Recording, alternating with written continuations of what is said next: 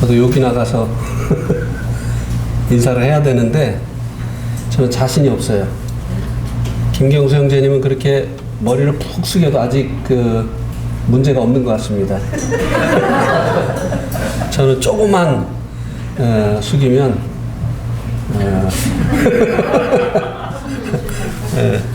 보이지 않던 치부가 보입니다. 무슨 말인지 모르시는 분들이 있어요.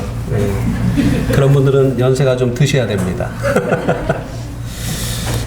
오늘 말씀은 에베소서 2장 6절에서 10절 말씀입니다.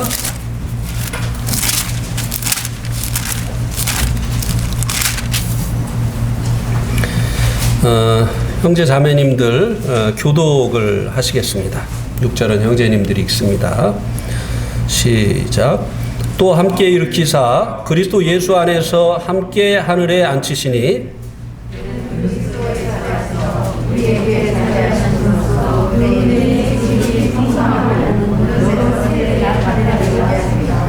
너희는 그 은혜에 의하여 믿음으로 말미암아 구원을 받았으니 이것은 너희에게서 난 것이 아니요 하나님의 선물이라.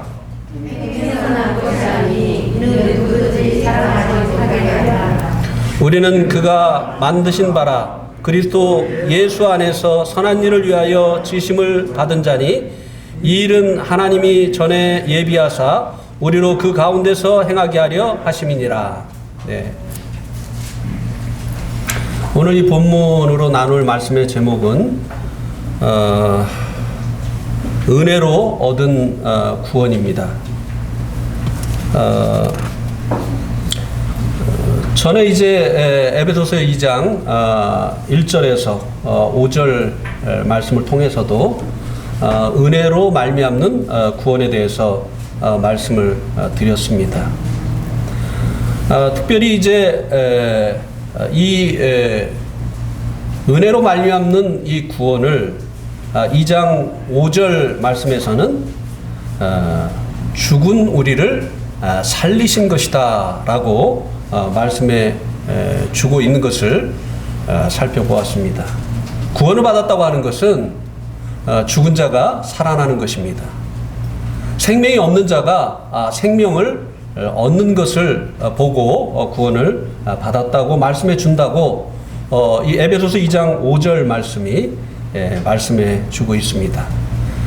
이 죽음의 원인은 1장 1절 말씀에 죄와 허물이다 라고 말씀해 주고 있습니다.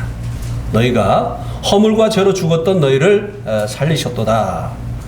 이 말씀을 통해서 이 죽음의 원인이 죄와 허물이다, 죄들이다, 이렇게 말씀해 주고 있습니다.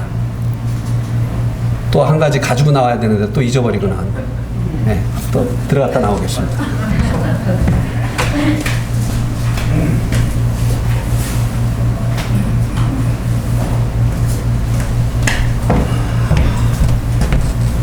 반복해서 이제 이 죽음에 대해서 성경이 말하는 이 죽음에 대해서 말씀을 드립니다. 우리가 흔히 생각하는 이 죽음은 소멸을 생각을 하죠. 그러나 성경이 말하는 죽음은 분리를 말합니다.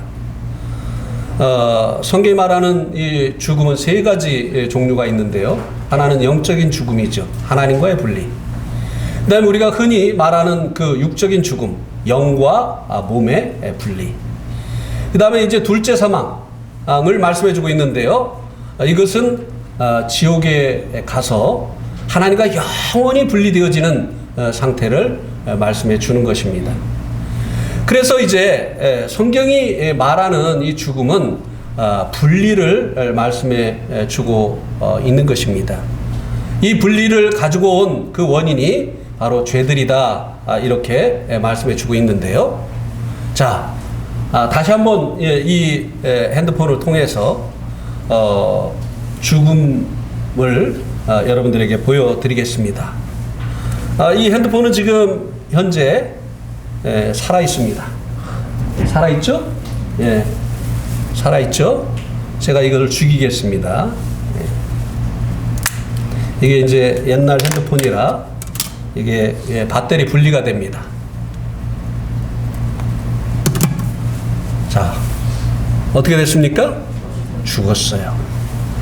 이 핸드폰의 생명이 되어지는 이 배터리와 분리되어지자 이제 더 이상 이 핸드폰이 기능을 발휘할 수 없는 죽은 상태가 되어졌습니다.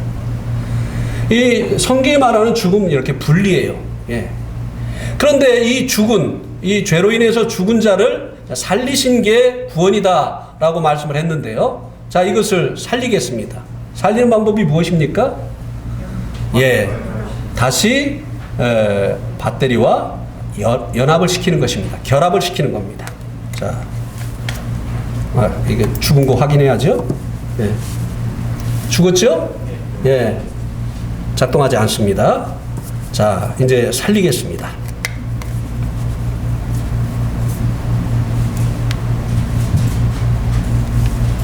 자, 살아났습니다. 그죠? 살아나고 있죠? 예. 무조건 네 하지 마세요. 예. 살아나고 있습니다. 예.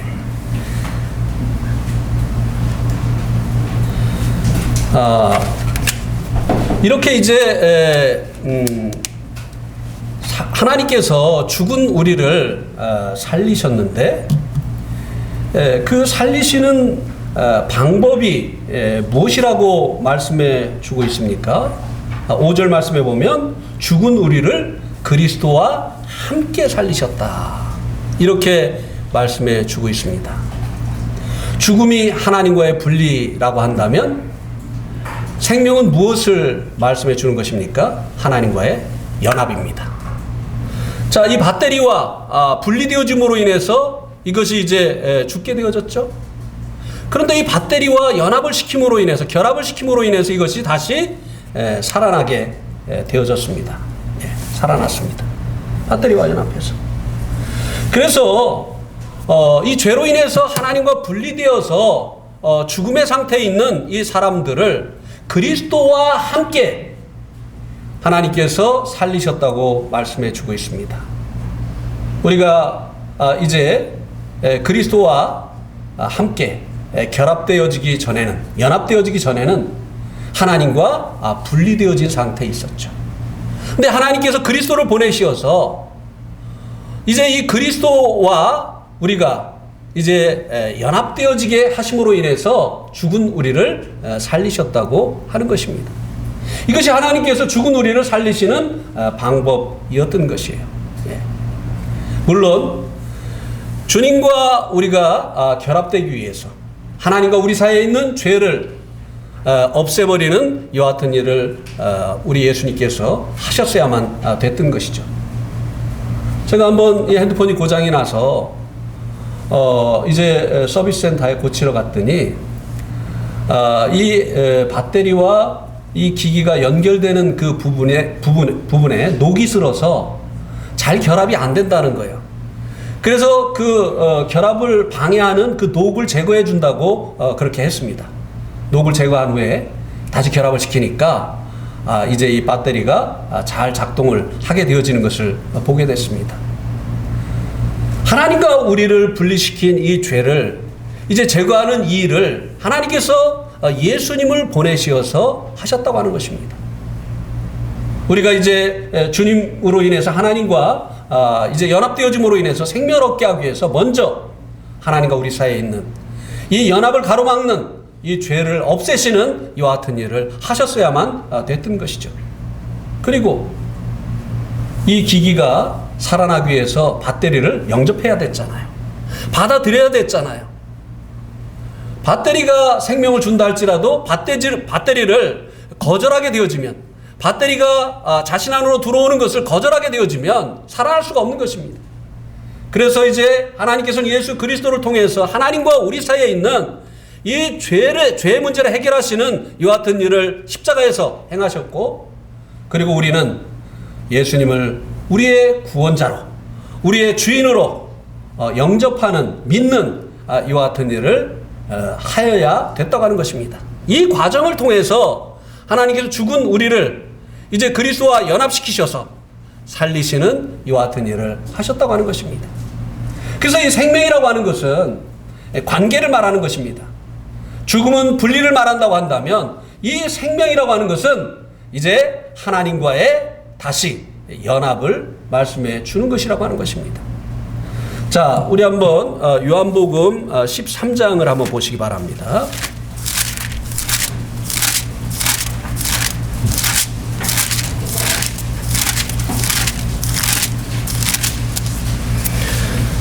요한복음 13장에 보면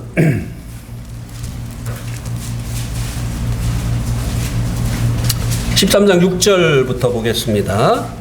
13장 6절에 보면 시몬 베드로에게 이르시되 베드로가 이르되 주여 주께서 내 발을 씻으시나이까?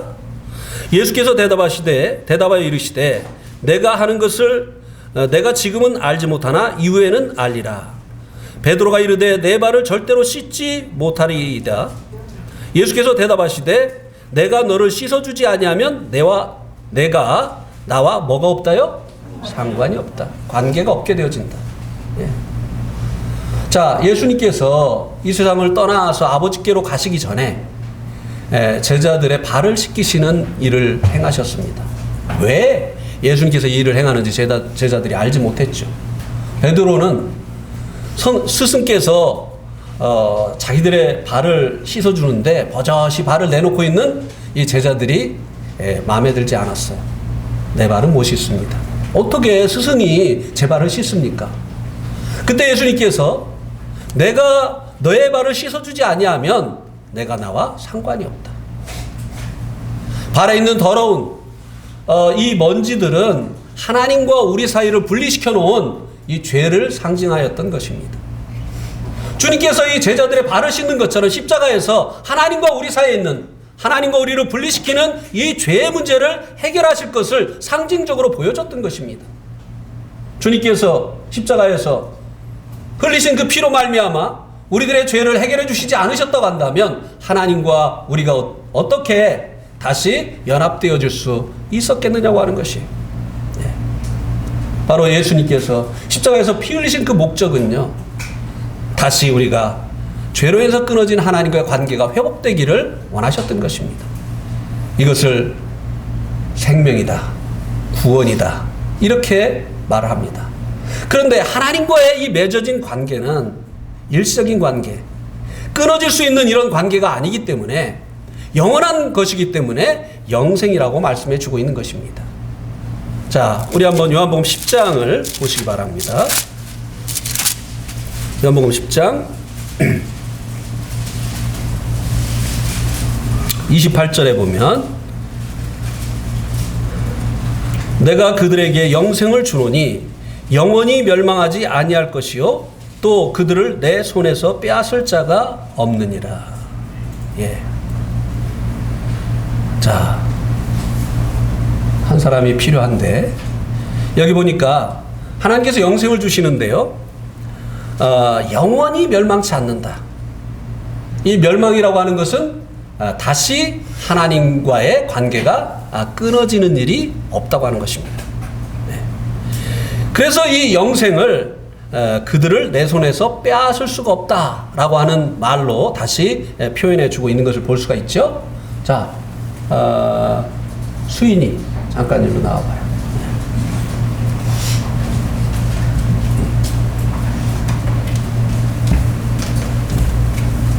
수인이하고 저하고 로마식 악수를 하겠습니다.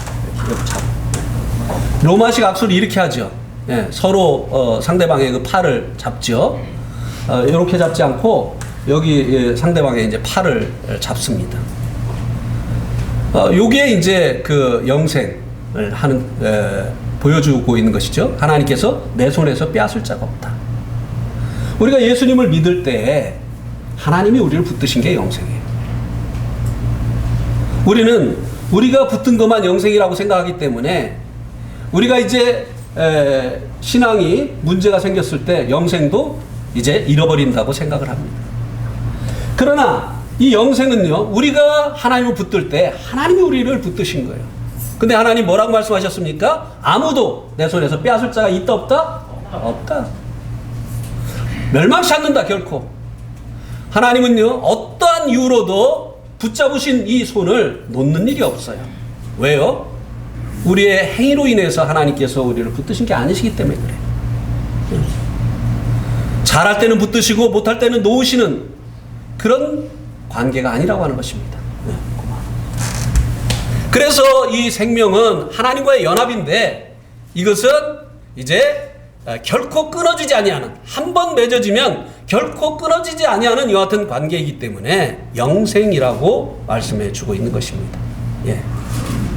공산주의가 신앙생활을 못하게 할 수 있어요. 회교가 성경을 뺏어가고 예배당을 불태울 수 있습니다. 그러나 하나님과의 맺어진 이 영생의 관계는 그 누구도 끊어놓을 수가 없다고 하는 것입니다.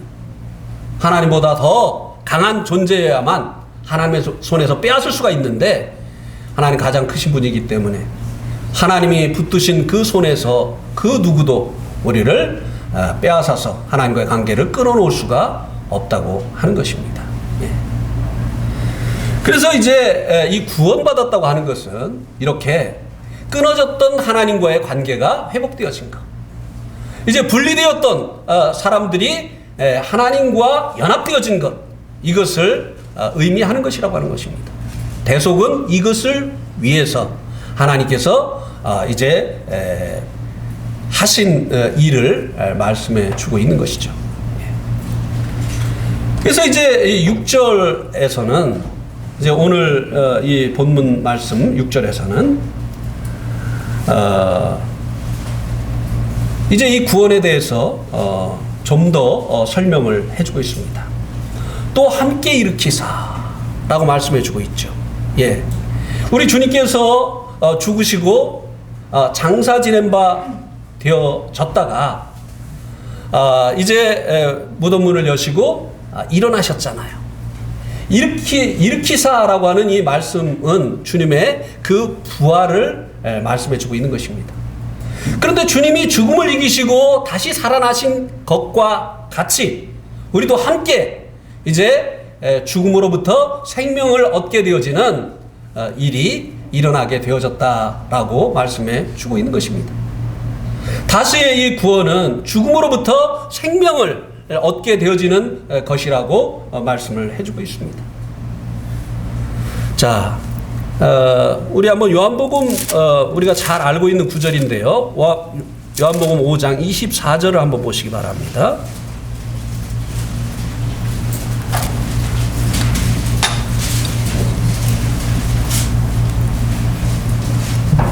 요한복음 5장 24절. 내가 진실로 진실로 너에게 이르노니 내 말을 듣고 나 보내신 이를 믿는 자는 영생을 얻었고, 그죠? 심판에 이르지 아니하나니, 그 다음에 뭐라고 했습니까? 사망에서 생명으로 옮겼다. 우리가 주님을 믿기 전에는요, 사망 가운데 있었어요. 하나님과 분리된 상태에 있었습니다. 그죠? 근데 주님을 믿고 우리가 이제 이 주님과 분리된 상태에서 생명, 주님과 결합되어지는, 연합되어지는 대로 옮겨지게 되어졌다고 하는 것입니다. 이것을 이는 또 함께 일으키사, 주님과 연합되게 하심으로 인해서 죽음에서 생명으로 옮겨지게 하는 이와 같은 일을 이루어 주셨다고 하는 것입니다. 그 다음 말씀에는 그리스도 예수 안에서 함께 하늘에 앉히셨다고 말씀해 주고 있습니다. 자, 우리가 이제 이 말씀을 이제 이해하기 위해서 그리스도 예수 안이라고 하는 이 말씀을 이해를 해야 됩니다. 그리스도 예수 안이라고 하는 것은 신분을 말씀해 주고 있는 것입니다. 이 세상에는요, 영적으로 두 종류의 사람밖에 없습니다. 누구일까요? 영적으로 두 종류의 사람밖에 없어요. 네. 하나는 여기에 나와 있는 대로 그리스도 예수 안에 있는 사람. 그러면 또 한 사람은 밖에 있는 사람. 예, 이 세상에는 영적으로요, 그리스도 예수 안에 있는 사람, 그리스도 밖에 있는 사람, 두 종류밖에 없습니다. 그리스도 밖에 있는 사람은 아담 안에 있는 사람이에요. 이 아담 안에 있는 사람은요, 한 번 태어난 사람입니다. 그리스도 예수 안에 있는 사람은 거듭난 사람입니다. 예. 그래서 이 세상에는 이렇게 거듭난 사람, 한 번만 태어난 사람, 이렇게 두 종류밖에 없습니다. 예. 근데 여기서는 이제 거듭난 사람들, 구원받은 사람들, 영생을 얻은 사람들의 지금 현재 위치가 어디에 있느냐를 말씀해 주고 있는데요. 이 그리스도 예수 안에 있는 사람들은 함께, 주님과 함께 하늘에 앉히신 바가 되어졌다. 예. 하늘에 속한 자가 되어졌다라고 말씀해 주고 있습니다. 우리가 비록 이 땅에 있지만 우리는 하늘에 속한 자가 되게 하셨다고 하는 것입니다. 이게 은혜예요. 예. 우리가 이제 획득한 것이 아니라 하나님께서 앉히셨다는 거예요.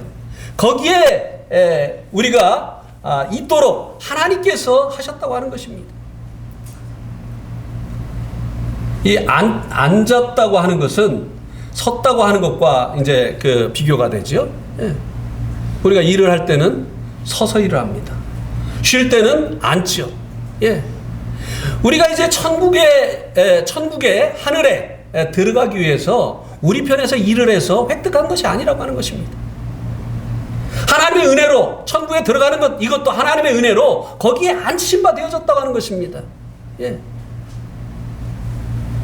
우리 한번 히브리서 10장 말씀을 보시기 바랍니다.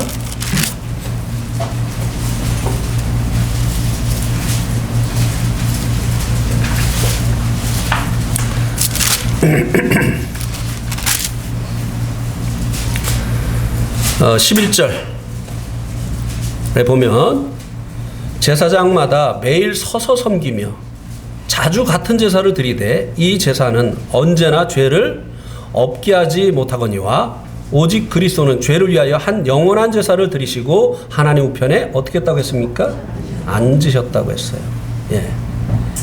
주님께서 앉으실 수 있으셨던 그 근거가 앞에 있는 말씀이죠. 영원한 속죄를 이루셨기 때문에.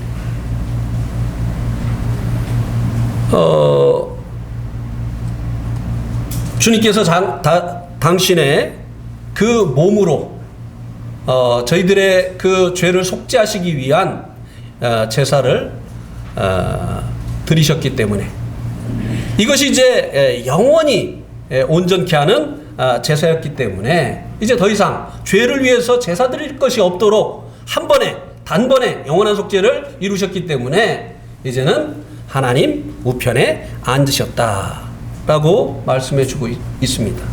앉았다고 하는 것은 이제 쉰다고 하는 의미예요. 이제 더 이상 할 일이 없다고 하는 것입니다. 제사장들은 매일 서서 같은 제사를 반복해서 드렸죠. 여러분, 이 성전이나 성막에 의자가 없는 거 아시죠? 예. 의자는 쉬기 위해서 있는 거예요. 근데 제사장들은요, 쉴 수가 없었어요. 예. 계속해서 이 제사를 드려야 됐기 때문에 한 번에 해결할 수 있는 제사가 없기 때문에 그들은 사람들이 죄를 지을 때마다 또 죄 지은 사람이 또 죄를 지을 때 반복해서 제사를 드려야 됐기 때문에 그들은 서서 쉬지 못하고 계속해서 제사를 드렸다고 하는 것입니다. 우리들도 이제 주님과 함께 하늘에 앉히신 바 되게 하셨어요. 주님께서 이제 우리가 그곳에 앉히신 바 될 수 있도록 그 몸으로 영원한 속죄의 제사를 드리셨기 때문입니다.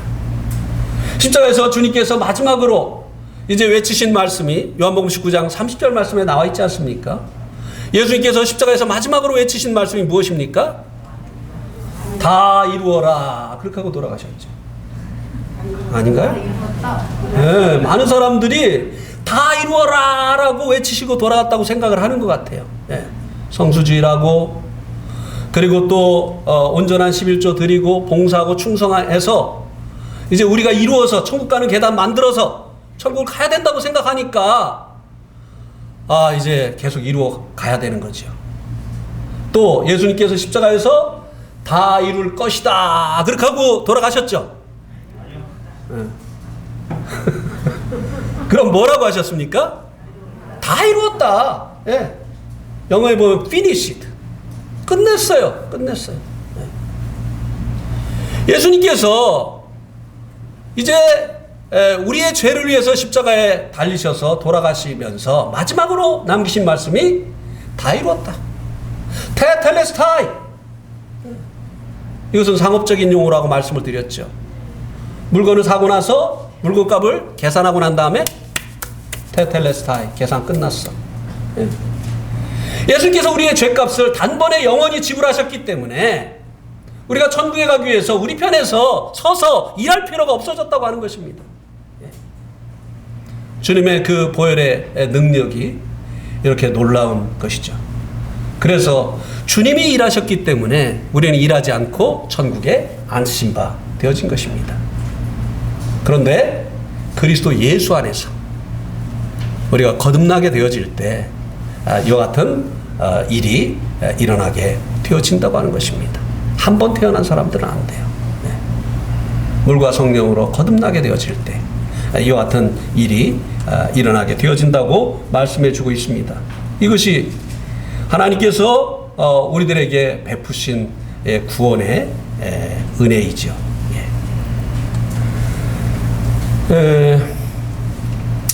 이제 구원받기 위해서는 우리가 할 일이 없어요. 그런데 이제 구원받은 다음에 이제 해야 될 일이 생긴 겁니다. 그것을 7절 말씀이 말씀해 주고 있죠. 우리가 죄를 용서받기 위해서, 하나님과 끊어진 관계를 회복하기 위해서, 또 천국에 우리가 안침받기 위해서 우리 편에서 해야 될 일이 없습니다. 주님이 다 이루셨기 때문에. 주님의 그 대속의 사역을 근거로 우리가 이런 것들을 얻게 되어졌기 때문에 우리들이 할 일이 없어요. 그런데 구원받은 이후에는 해야 될 일이 있다고 하는 것입니다.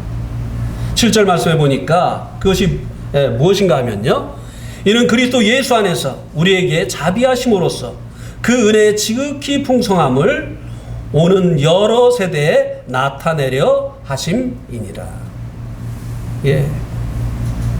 우리가 받은 바 이 구원을 사람들에게 증거하는 것입니다. 하나님께서 우리를 은혜로 구원하신 그 이유는 이제 오는 여러 세대에 걸쳐서 이 은혜의 복음을 전하는 우리들이 증인이 되어지기를 원하셨기 때문이라고 하는 것입니다. 우리가 구원받기 위해서 할 일이 없지만 이제 다른 사람들이 구원받기 위해서 우리들이 그들에게 그리스도를 증거하는 하나님의 은혜와 하나님의 이 사랑의 나타남이신 이 그리스도를 증거하는 이 증인의 역할을 해야 된다고 하는 것입니다.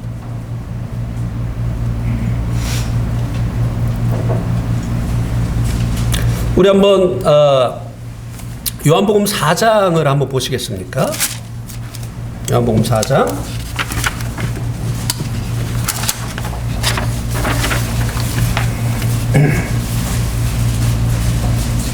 28절에서 30절에 보면, 요한복음 4장 28절에서 30절에 보면, 여자가 물동이를 버려두고 동네로 들어가서 사람들에게 이르되 내가 행한 모든 일을 내게 말한 사람을 와보라. 이는 그리스도가 아니냐 하니 그들이 동네에서 나와 예수께로 오더라. 사마리아 수가성 여인이 주님을 만난 이후에 한 일이 무엇이었습니까? 자기 죄 용서받기 위해서 제사를 지내지 않았습니다. 처음에는 자기의 그 죄를 지적받자 이제 그 죄를 용서받기 위해서 내가 어디 가서 제사를 드려야 되느냐라고 예수님에게 질문을 했었습니다.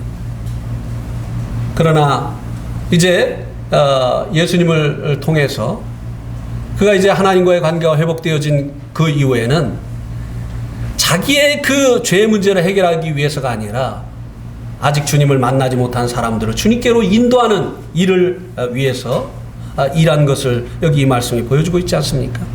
가서 자기의 모든 것을 말한 이분을 만나봐라. 그분이 그리스도가 아니냐. 그가 이제 증거하는 이 증거를 듣고 이 사마리아의 많은 사람들이 주님께로 인도가 되어졌던 것이 아닙니까? 우리가 은혜로 구원을 받았지만, 그래서 우리가 구원받기 위해서 우리 편에서 할 일이 없지만 다른 사람들이 구원받기 위해서 우리들이 해야 될 일이 있다고 하는 것입니다. 우리가 이제 이 하나님의 이 은혜이신 예수 그리스도를 증거하는 이 일이 바로 구원받은 우리들에게 하나님께서 맡기신 일이라고 하는 것입니다. 그런데요, 이 복음을 여기 말씀해 보니까, 자, 여기 다시 한번 보시기 바랍니다. 에베소서 2장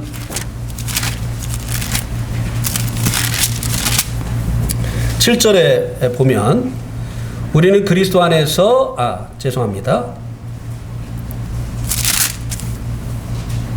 이는 그리스도 예수 안에서 우리에게 자비하심으로써 그 은혜의 지극히 풍성함을 오는 여러 세대에 나타내려 하심이라. 자, 이 복음을요, 오는 여러 세대에 나타내려 하시는 하나님의 뜻이 있다고 말씀해 주고 있습니다. 이게요, 시간이 지나면 변하거든요. 그렇습니까? 안 그렇습니까? 벌써 갈라디아 교회에 다른 복음이 들어왔어요. 또 이 시간이 지나면서 골로새 교회에는 영지주의가 믹스되기 시작을 했습니다. 이렇게 이 세대가 바뀌면요, 하나님의 말씀은 변함이 없는데 사람들에 의해서 이 복음이 변질이 돼요. 변합니다. 빠지고, 그리고 거기에 다른 것이 더해지면서 그리스도의 복음이 다른 복음이 되어지는 이와 같은 일들이 일어난다고 하는 것입니다. 그래서 이 세대가 바뀔지라도 이 복음이 그대로 전해지는 이 일에 우리들이 증인이라고 하는 것입니다. 그래서 이 성경의 복음, 사람들이 원하는 복음이 아니라 이 성경의 복음, 이 복음을 계속해서 증거해야 된다고 하는 것입니다. 자, 로마서 1장을 한번 보시기 바랍니다. 로마서 1장. 로마서 1장 4절에 보면 복음의 정의, 복음이 뭐냐를 말씀해 주고 있는데요. 3절 4절이 말씀해 주고 있는데 4절 마지막 부분이 간략하게 복음을 정의를 해주고 있습니다. 성결의 영으로는 죽은 자 가운데서 부활하사 능력으로 하나님의 아들로 선포되셨으니 곧 우리 주 예수 그리스도시다. 이게 복음의 정의라고 말씀을 드렸죠. 주 예수 그리스도, 이게 복음의 정의입니다. 그죠? 예수님 우리의 주인이시다. 예. 주라고 하는 것은 왕이시라고 하는 말과 똑같은 말입니다. 그런데 오늘날 복음이 빠졌어요. 세대가 지나가면서 복음에서 주가 빠졌습니다. 예수, 구원자, 우리를 죄로부터 구원하시는 이 구원자이신 이 구원자 복음만이 전해지고 있어요. 그래서 죄사함은 받은 것을 아는데 자기 삶의 주도권은 여전히 자기가 가지고 있는 거예요. 자기가 원하는 대로 살아갑니다. 하고 싶으면 하고, 하기 싫으면 안 하고, 교회도 오고 싶으면 오고, 오기 싫으면 안 오고. 왜 복음이 세대가 지나면서요 이렇게 빠지는 거예요? 그죠? 네팔에서는요, 제가 네팔에 간 지 얼마 되지 않아서 참석하는 현지인 교회에서 11명의 사람들이 침례식이 있다고 하는 이야기를 들었어요. 그래서 그 중에 하나 아주머니에게 제가 여쭤봤습니다. 영생을 얻으셨습니까? 아니요. 예? 영생을 안 얻었는데 침례를 받으신다고요? 어떻게 영생을 안 얻었는데 침례를 받으시려고 하시죠? 침례를 받아야 영생을 얻죠. 그렇게 하는 거예요. 나중에 알고 보니까요, 네팔에 그런 복음이 전해지는 거예요. 이 침례의 물속에 들어갔다 나와야 그 물을 통해서 죄를 깨끗이 함을 받는다고 그렇게 가르치는 거예요. 그래서 이 침례는 구원의 방법이었던 거예요. 그러니까 침례를 통해서 구원을 받는다라고 그렇게 생각을 하니까 침례를 이제 안 받았으니까 구원을 받지 못했습니다. 영생을 얻지 못했습니다. 예. 그래서 이제 복음을 제가 이제 전할 기회를 달라고 해서 침례식을 좀 연기시켜주고 저에게 복음 전할 기회를 주십시오. 이렇게 해서 복음을 전하면서 여러분이 물속에 들어갔다 나오면 더러웠던 그 죄가 씻어진다고 한다면 예수님이 왜 하늘을 포기하시고 이 땅에 오셨어야 됐습니까? 왜 그 모진 고통을 당하시면서 십자가에서 피 흘려 돌아가셨어야 됐겠습니까? 이 물이 우리의 죄를 씻어준다면, 그렇게 죄 문제를 해결하는 것이 간단하다고 한다면 하나님은 왜 이와 같은 일을 행하셔야 됐겠습니까? 그렇지 않습니까? 예. 그래서 이제 때로는 이 세대가 지나면서 이 복음에 무엇인가가 더해지는가 하면 또 이 성경의 복음으로부터, 그리스도의 복음으로부터 무엇인가 빠지기도 한다고 하는 것입니다. 제가 이제 가끔 구원을 받았다고 하는데 삶의 변화가 없는 이런 분들과 상담을 할 때 물어봅니다. 구원 받으셨습니까? 예, 받았습니다. 어떻게 구원을 받았는데요? 예, 제가 죄인이었는데요. 예수님이요, 내 죄를 십자가에서 가져가셔가지고요, 다 없애주셨어요. 그래서 내가 구원받았어요. 그래요? 그러면 예수님에게 당신의 생애 권리를 내어드린 적이 있습니까? 없는데요? 성경은 주 예수 그리스도라고 말씀해주고 있어요. 복음에 가장 먼저 전해져야 될 것이 예수님이 주인이시라는 것입니다. 예. 우린 피조물이잖아요. 예. 하나님이 지으신 피조물이잖아요. 그러니까 우리의 생에 대한 권리가 그분에게 있는데, 자기 마음대로 자기 인생이 자기 것인 양 자아 성취를 위해서 살아가는 거, 이게 근본적인 죄라고 하는 것입니다. 유대인들이 자기 욕심대로 살고 마음에 원한 대로 살았다고 했잖아요. 이게 하나님의 진노를 부르는 죄라고 에베소서 2장에서 말씀해주고 있잖아요. 그런데 이 죄를 회개하지 않은 이 같은 상태에서 그냥 죄사함의 이 지식만 가지고 나 구원받았습니다, 이렇게 하니까 주위에 있는 사람들이 헷갈리는 거예요. 구원을 받았다는데 전혀 변하지 않는 거예요. 그러니까 사람들이 도대체 구원이 뭐냐, 특히 이 구원파라고 하는 이 사람들에 의해서 참 이 구원이 정말 오해가 많이 됐습니다. 도덕적으로 문제가 너무나 많아. 은행에서 돈 빌려가지고 안 갚아, 주님 오실 날 얼마 안 남았다고, 불의의 재물로 친구를 사라고 막 이렇게 막 하는 말씀을 그냥 잘못 오해를 해가지고 막 돈 빌려다가 막 그냥 사업을 하면서 뭐 그런 식으로 전도를 한다고 막 이렇게 하면서 말이죠. 자세한 얘기는 제가 드릴 수가 없어요. 여러분 충격받으실까봐. 오대양 사건이 일어났었던 그 자세한 내막을 그 현장에 있었던 분을 통해서 제가 들었거든요. 그 일이 일어나기 전에 탈출하신 분. 그게 무슨 복음입니까? 그게 무슨 구원입니까? 저는요, 그런 식의 이 복음은요, 정말 무서운 괴물을 만들어 낸다고 그렇게 생각을 합니다. 그런 분들이요, 사용하는 구절이 있습니다. 고린도후서 3장 18절 말씀 한번 보세요. 고린도후서 3장 17절.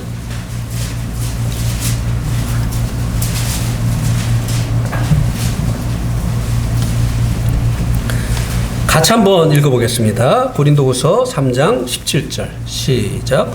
주는 영이시니 주의 영이 계신 곳에는 자유가 있느니라. 이 말씀을 어떻게 사용하죠? 아, 우리는 자유야 이제. 여기서 한잔합시다. 제가 한번 어떤 형제님에게 들은 얘기인데요. 이제 세일을 하는 그 판촉을 하는 그런 일을 하시는 형제님이었는데, 식당에 가가지고 판촉을 하다가 이제 필요 없다고 하니까 이제 전도 모드로 막 바꿔가지고 예수님 믿으셔야 됩니다라고 이제 이렇게 얘기를 하니까 주인이 그럼 그쪽도 구원 받았어요? 이렇게 한 거예요. 깜짝 놀랐어요. 구원 받았느냐고 하는 얘기를 아무나 하지 않잖아요.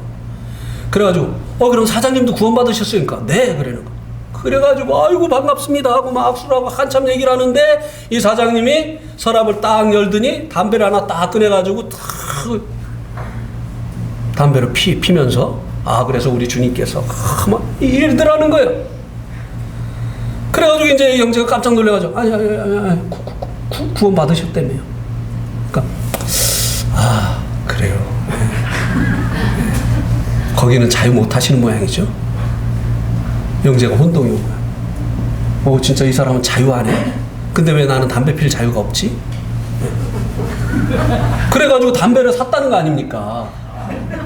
담배를 하루에 2갑씩 피던 사람인데 예수님 믿고 변화를 받아가지고 이제 새로운 삶을 사는데 이 사람 때문에 이제 혼동이 와가지고 담배를 또 산 거예요. 그래가지고 이제 담배를 또 자기도 자유를 누려본다고 이제 딱 빨았는데 그때까지 마음에 있던 평강이 사라지는 거예요.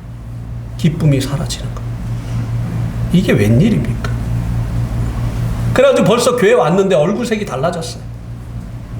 항상 그 얼굴이 밝던 형제님이 아주 까매진 거예요. 그래서 눈치를 챘죠. 무슨 일이 있는지 물어보니까 바로 이런 일이 있었던 거예요.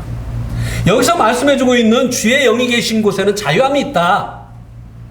이 자유가 교회 오는 날 놀러 가고 자기 일 바쁘면 그 일부터 하고 먹을 거 안 먹을 거 다 먹고 가야 될 때 안 갈 때 다 가고 이런 자유를 말씀해 주는 것이냐 이 말입니다.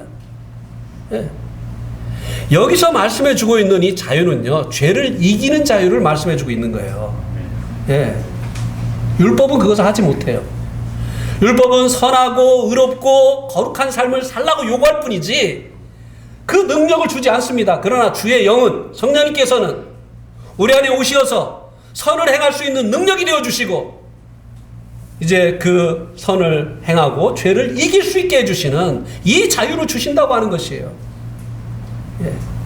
근데 어디서 이 말씀을 그렇게 이제 그 죄사함만 쭉 빼먹는 이 사람들이 이런 말씀을 이용해 먹는 거예요.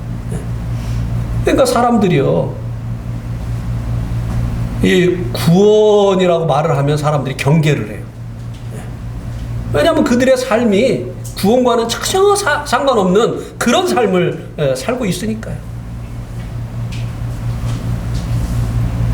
하여튼 우리에게 혹 그런 것이 있다면 이거 싹 빼내야 됩니다.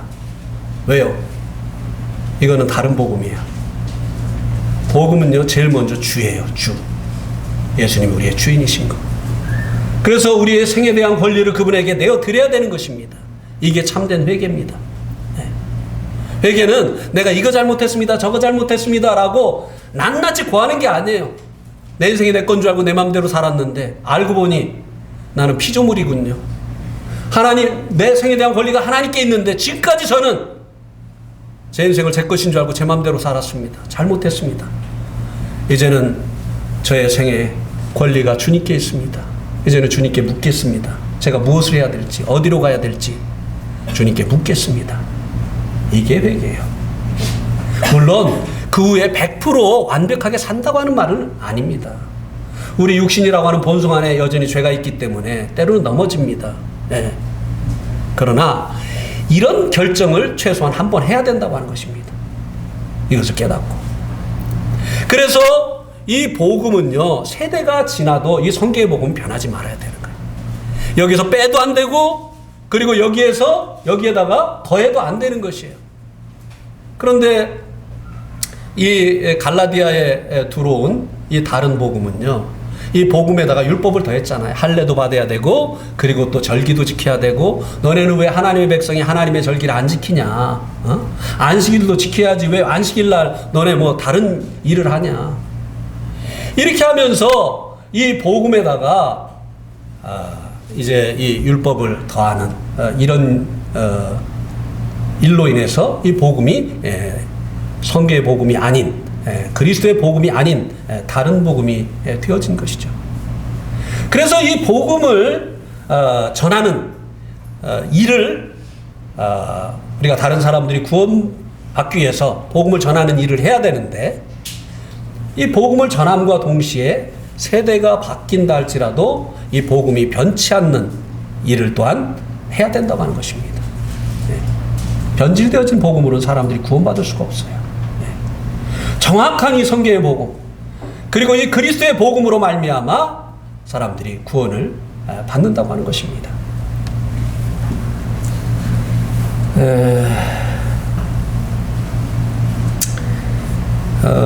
7절까지만 해야 되겠네요.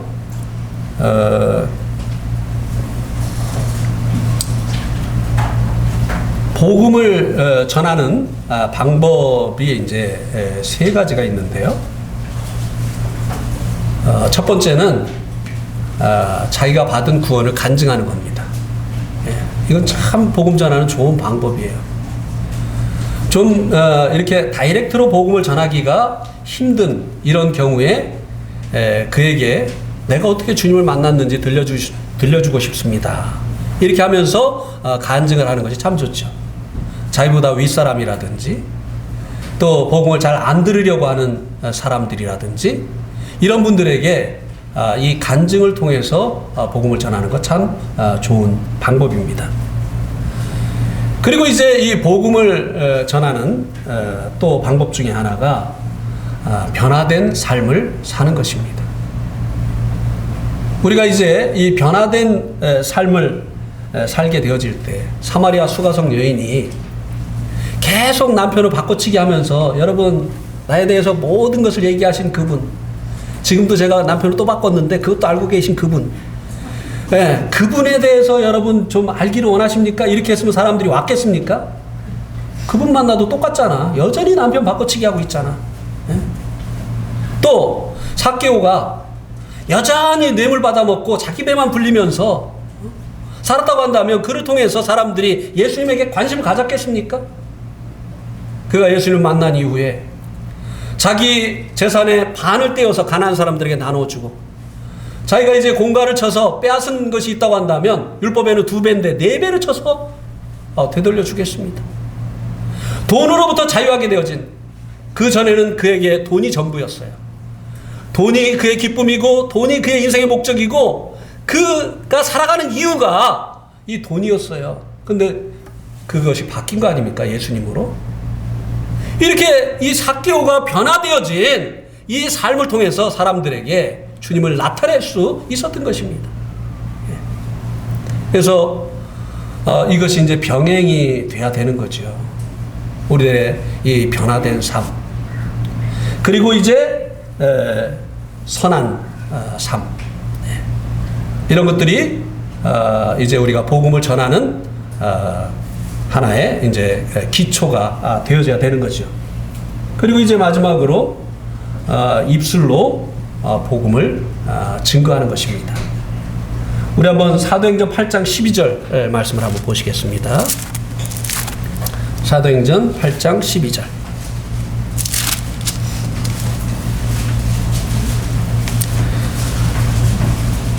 사도행전 8장 12절.